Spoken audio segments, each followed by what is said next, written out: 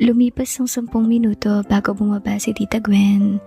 Napapangiwi pa ang mukha niya noong sabihin niyang, "Grabe ka talaga, Rega, no? Para akong muling dumaras ng first time sa tuwing pinagbibigyan mo ako." "Sorry po, Tito." Sagot ko pa. "Anong sorry ka dyan? Ako ang humiling. Pinagbigyan mo lang ako.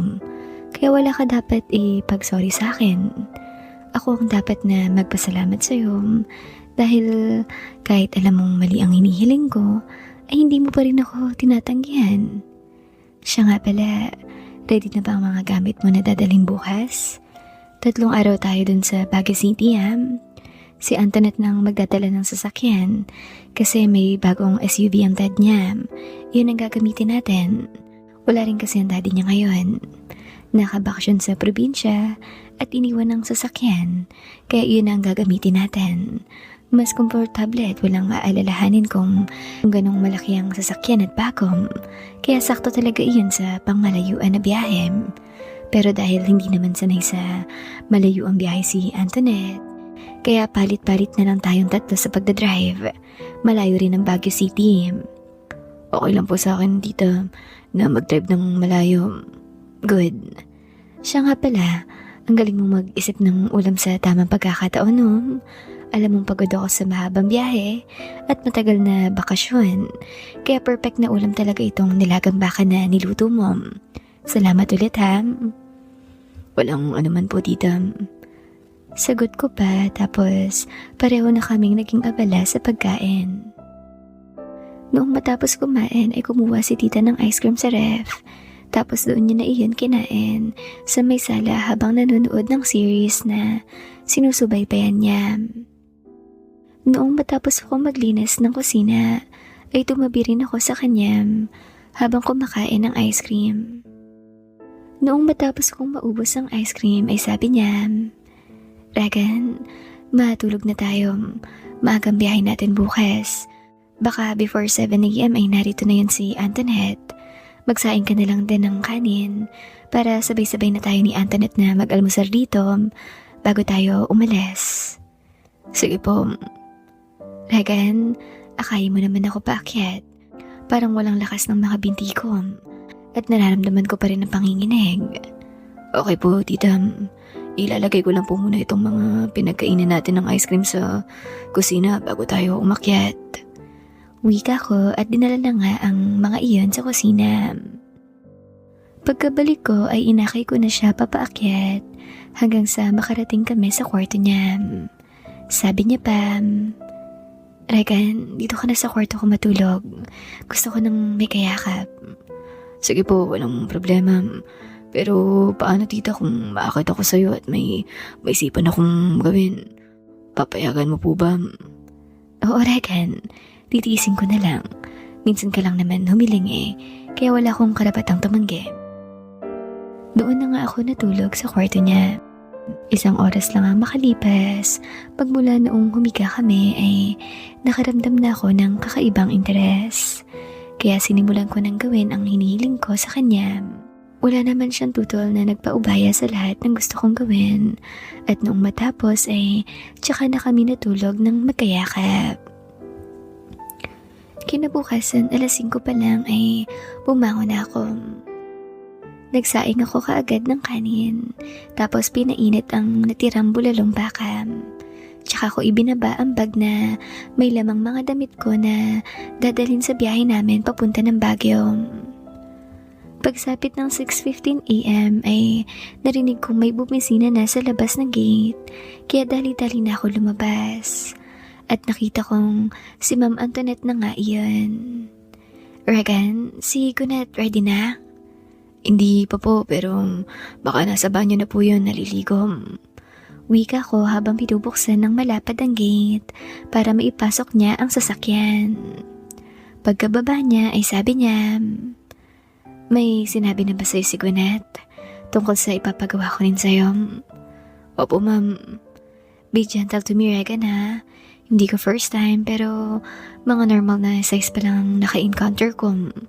Malayong malayo sa meron ka, base sa kwento ni Cherry. Hindi rin ako sure kung kakayanin ko. Siya nga pala, Hindi siguro nabanggit sa'yo ni Gwyneth na 5 days hindi nakapasok sa office si Clea matapos mong dumalaw sa kanya. Sabi ko naman, baka nasarapan lang po sa niluto kong kare-kare kaya hindi makamove on. Naku Regan, sana nga. Pero 3 days siyang mataas ang lagnat at yung 2 days ay ipinagpahinga niya na lang muna. Kaya sa tingin ko, hindi man hayong ganun rin ang abutin ko. Pero ayos lang, nariya naman kayo ni Gwen na magdadrive ng sasakyan papauwi. Okay po ma'am. Sige po, tara na po sa loob. Nakahanda na po ang pang-almusal natin. Anong almusal? Kanin po at nilagang baka. Really? Wow, nice naman. Umaga pa lang may nilagang baka na kagad. Wika niya at excited na pumasok sa loob ng bahay. Ilang saglit pa ay bumaba na rin si Tita Gwen at nakaligo na siya. Tamang-tama pong baba mo tita. Tara na po sa kusina. Mag-almusal na po tayo. Wika ko kaya magkakasabay na nga kaming nag-almusal. At pagkatapos lang noon ay nagugas lang ako ng mga plato at agad na rin kaming umalis at nagpunta na sa Baguio City. Pagkarating ko roon ay tumuloy kami sa isang hotel. Pero 2 room ang kinuha nila. Isa para sa akin, ang isa naman ay para sa kanilang 2. Kinahaponan ay inubos lang namin ang oras sa food trip at pamamasyal. Tapos noong kinagabihan ay nag-inuman na kami sa kwarto nila Tita Gwen at Antoinette. Noong medyo tipsy na si Antoinette, ay sabi ni Tita Gwen, sige na Antoinette, sakto na yung tama mo sa alak para simulan ang gagawin niyo ni Regan. Kapag masyado ka ng lasing ay hindi mo na mai-enjoy ang mangyayari. Tama lang yan, medyo tipsy ka para manhid ka unti para maging 50% lang ang mararamdaman mo. Okay, sabi mo sise. Tara na Regan sa kwarto mo. Pero mauna ka na pala. Mag-hafad lang muna ako rito. Susunod na lang ako roon. Maligo ka na rin. Okay, sige po ma'am Antoinette. Sagot ko pa at agad na nga ako nagtungo sa kwarto ko at naligo. Makalipas lang siguro ang 10 minutes ay kumatok na si Ma'am Antoinette sa pinto. Pagkabukas ko ay naka-red nighties na lang siya. Kaya pinasok ko na at pinatay ang mga ilaw. Tanging iyong dim light na lang ang naiwan kong nakabukas para kahit papano ay nakikita naman namin ang isa't isa. Agad ko nang sinimulan ang trabahong kinukontra sa akin ni Ma'am Antoinette. At sa kanilang 4 ay siya yata ang pinaka hindi sanay sa ganong bagay. Halos wala silang pinagkaiba ni Chelsea. Kaya naman, ginawa ko ang lahat ng pagdahan-dahan at pag-iingat na kaya kong gawin para makatapos lang kami sa aming trabaho at sa kabutihang palad ay natapos naman iyon. Iyon nga lang, hindi ako sigurado kung nakatulog ba siya o wala nang malay. Kaya kinungutan ko na lang, tsaka ko pinuntahan si Tita Gwen sa kabilang kwarto. Tita, patulong naman dun kay Ma'am Antoinette. Ha? Bakit? Namatay na? Hindi ako sigurado. Umihinga pa naman. Pero parang nawalan po ng malay. Kinumutan ko lang muna noong umalis ako. Okay, sige, tara. Sagot pa ni Tita Gwen. Pagkarating namin roon ay sabi pa ni Tita, My goodness, Antoinette. Ang lakas ng loob mong kunin ang serbisyo ni Regan. Mas malala ka pa pala kay Cherry. Wika ni Tita pero sa tingin ko ay wala talagang malay si Ma'am Antoinette dahil hindi siya kumikibo at mahimbing lang ang tulog. Sige Regan, ganito na lang. Dito na ako matutulog. Hindi na natin ito malilipat sa kabila. Tapos ikaw na doon sa kwarto namin. Pakihatid na lang rito ang mga maleta namin para makapagbihas at makaligo rin kami agad kapag nagising na Tom. Okay po, Tita. Sagot ko at ginawa ko na ang sinabi niya. Noong makatapos ay naligo na muna ako gamit ang hot water tsaka ako natulog. Kinabukasan ay narinig ko na lang na nagre-ring na ang cellphone ko. Si Tita ang tumatawag kaya agad ko yung sinagot. Yes po, Tita. Mag-ayos ka na ng sarili mo, lalabas tayo. Kaya na raw maglakad ni Antoinette kahit dahan-dahan. May kaunting sinat siya pero kaya naman daw niya. Sa labas na tayo mag-almusal. Tapos tambay tayo sa Burnham Park at maglakad-lakad na rin. Sayang naman ang panahon na narito tayo kung buong maghapon lang tayong nasa loob ng kwarto. Okay po, tita. Week ako pa, tapos nag-toothbrush na at nagbihis lang ako. Tsaka na ako nagpunta sa kwarto nila. Bumaba na nga kami at nag-almusal. Sabi pa ni Antoinette, hindi ko alam kung masasabi ko bang magiging swerte o malas sa'yong magiging asawa mo, Regan.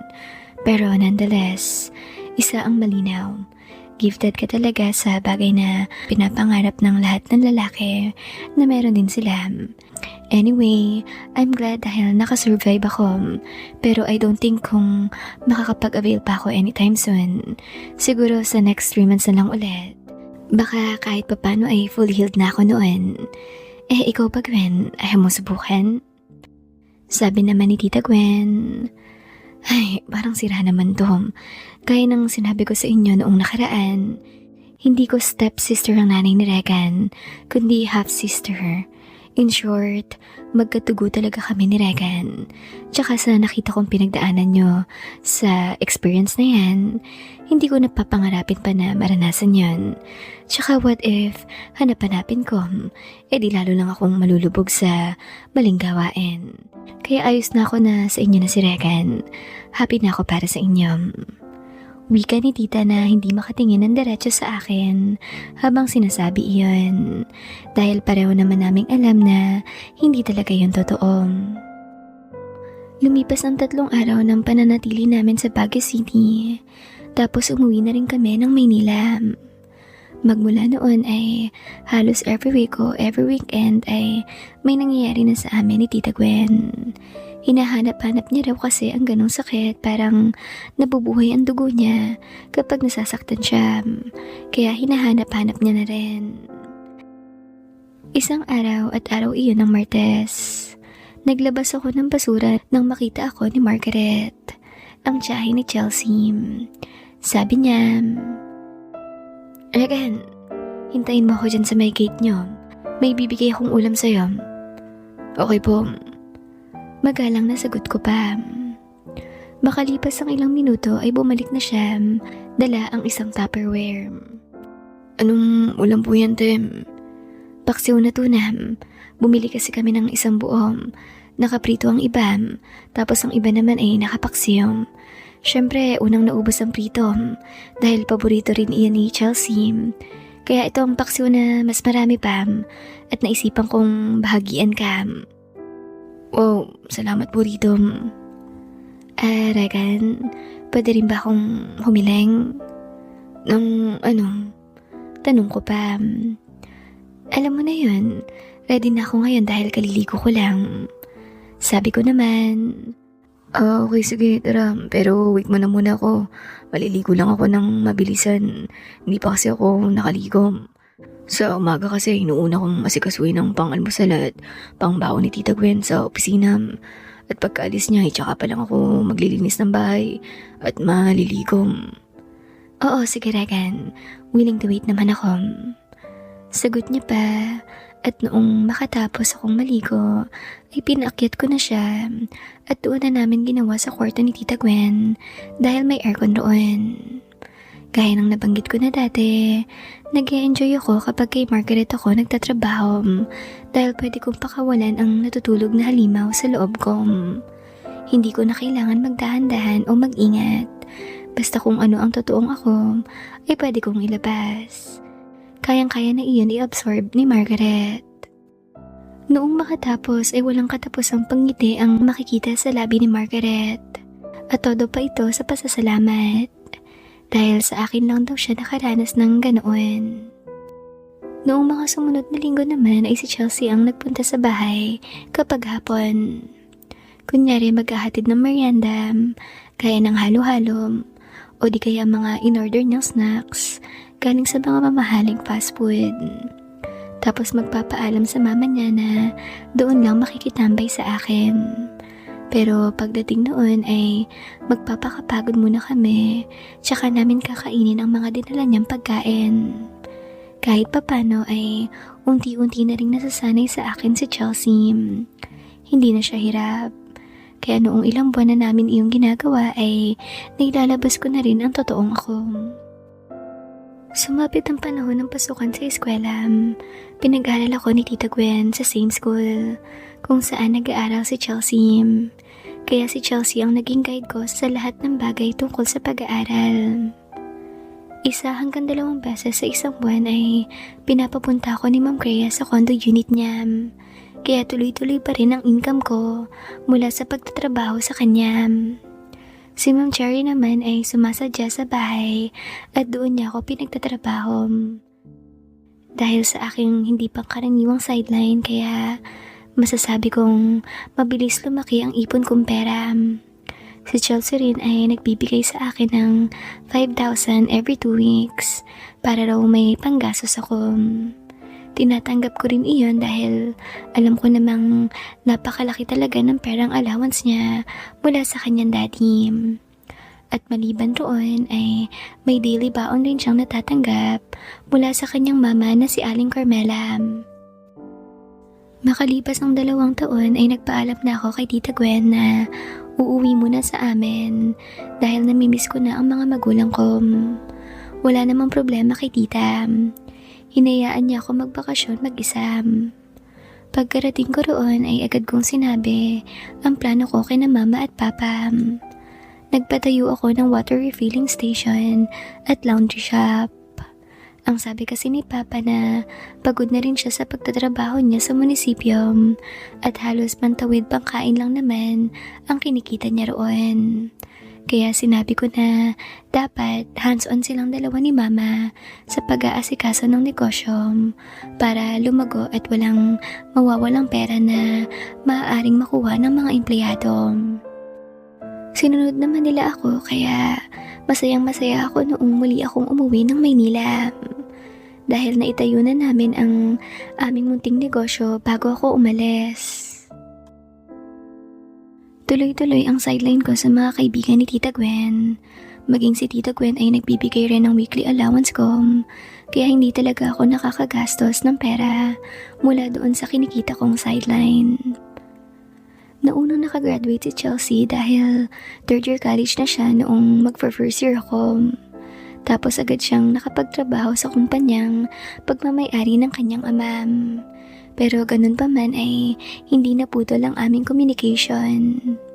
Ipinagpatuloy pa rin namin ang aming mga ginagawa sa dilim kahit wala kaming pinag-uusapang relasyon. Pero hindi na sa bahay ni Tita Gwen. Sa mga pribadong gusali na may mga pribadong silid na nagaganap ang lahat. Malaki rin kasi ang sahod niya kaya wala rin siyang limit kapag gumagastos na kasama ko. Noong makatapos akong mag-aral ng college ay nagpasalamat ako kay tita.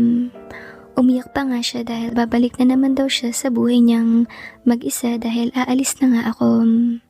Sabi ko naman na pumili na kasi siya ng lalaki na mamahalin niya ng totoo para meron na siyang permanenteng makakasama sa buhay. Hindi siya sumagot at niyakap na ako ng mahigpit. Noong makauwi ako sa lugar namin ay masaya ako dahil makakasama ko na ulit ang pamilya ko. Pero hindi ko alam dahil makalipas ang 2 buwan ay nagsimula na akong makaramdam ng pagkabagot at higit sa lahat ay namimiss ko si Chelsea.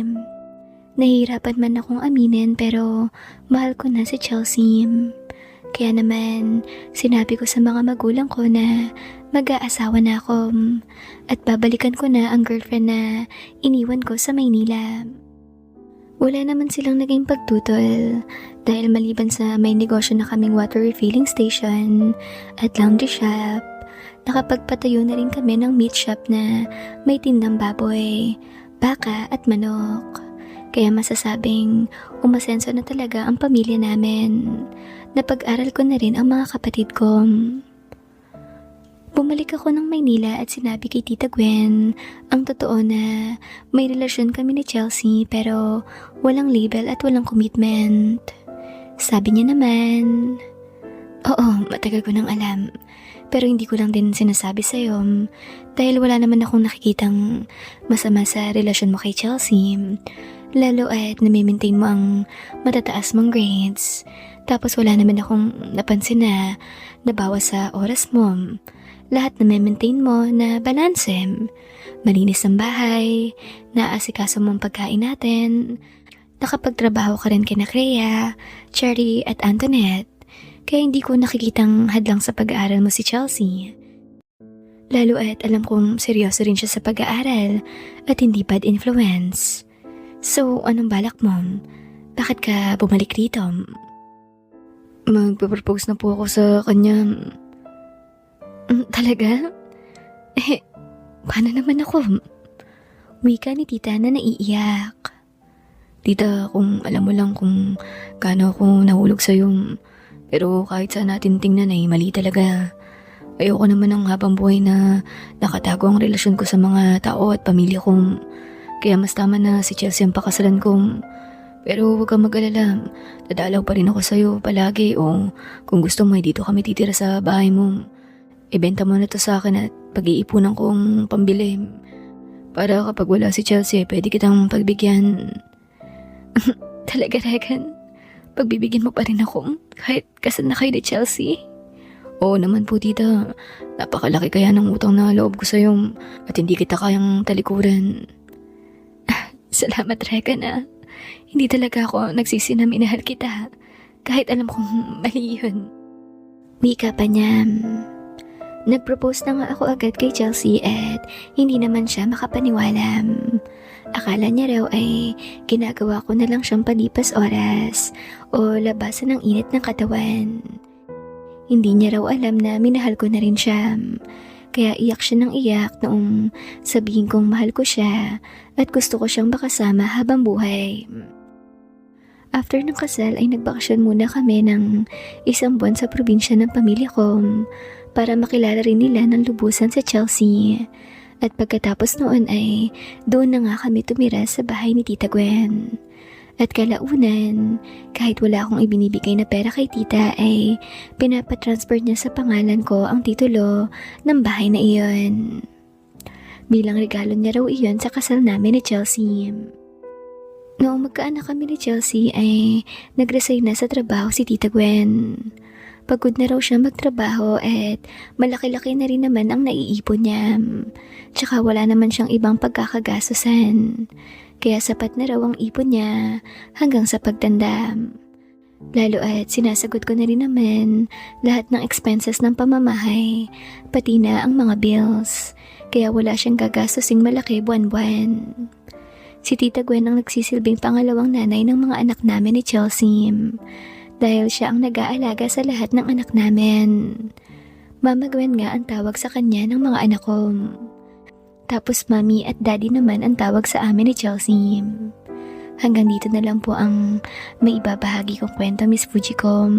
At dapat tularan ang mga nangyari sa buhay ko. Pero isa ang masasabi ko. Masaya ako at naging successful sa buhay, pag-ibig at sa career. Yun lang po. Sana ay nagustuhan nyo ang aking kwento.